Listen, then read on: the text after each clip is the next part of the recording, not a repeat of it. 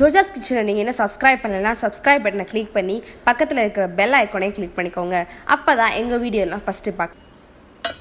இன்றைக்கி நம்ம கிச்சனில் தயிர் சாதம் பண்ண போகிறோம். அதுக்கு நான் சாதத்தை கொஞ்சம் குழஞ்ச மாதிரி வடித்து வச்சுருக்கேன். இது கூட இப்போ நம்ம தயிர் சேர்த்துக்கலாம். வீட்டு தயிரே சேர்த்துக்கோங்க, அப்போ தான் டேஸ்ட்டாக இருக்கும். இப்போ நம்ம தயிரை நல்லா சாதத்தோடு மிக்ஸ் பண்ணிடலாம். நல்லா தயிரையும் சாதத்தையும் மிக்ஸ் பண்ண பிறகு கொஞ்சம் உப்பு சேர்த்துக்கோங்க. நீங்கள் சாதத்தில் உப்பு போட்டு வடிக்கலைன்னா கொஞ்சம் அதிகமாகவே உப்பு போட்டுக்கோங்க. நான் சாதத்தில் உப்பு போட்டு வடிச்சிருக்கேன், அதனால் தயிருக்கு வந்து கொஞ்சமாக தான் உப்பு போடுறேன். இப்போ இது எல்லாத்தையுமே நல்லா மிக்ஸ் பண்ணிப்போம்.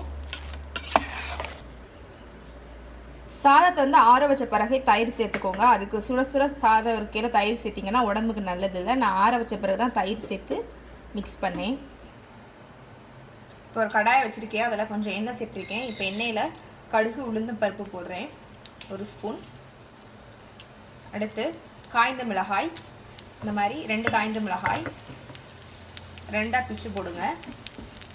அடுத்து கருவேப்பிலை போட போகிறேன்.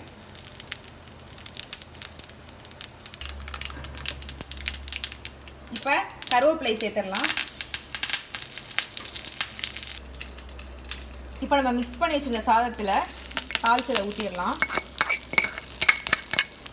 ஊற்றிட்டு நல்லா மிக்ஸ் பண்ணிடுங்க. நீங்கள் தாளிக்கையில் மிளகு சேர்த்துக்கிறதுனா சேர்த்துக்கலாம், நான் சேர்த்துக்கலை.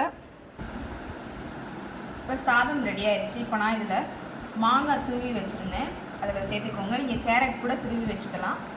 அப்புறம் கொஞ்சம் பச்சை மிளகாய் குட்டி குட்டியாக கட் பண்ணது, கொத்தமல்லி, அவ்வளோதான், ரெடி ஆயிடுச்சு தயிர் சாதம்.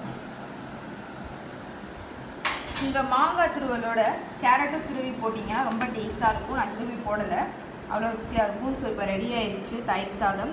பிள்ளைங்களுக்கு லஞ்ச் பாக்ஸில் வைக்கக்கூடிய ஒரு ஈஸியான ஒரு டிஷ் தான், சிம்பிளான டிஷ் தான், டக்குன்னு பண்ணிடலாம். ரொம்ப ஈஸி, டைம் ரொம்ப எடுக்காது. இந்த வீடியோ பிடிச்சதா லைக் பண்ணுங்கள், உங்கள் ஃப்ரெண்ட்ஸும் பார்க்கணுச்சா ஷேர் பண்ணுங்கள். மறந்துடாமல் சேனலை சப்ஸ்கிரைப் பண்ணிடுங்க. தேங்க்யூ.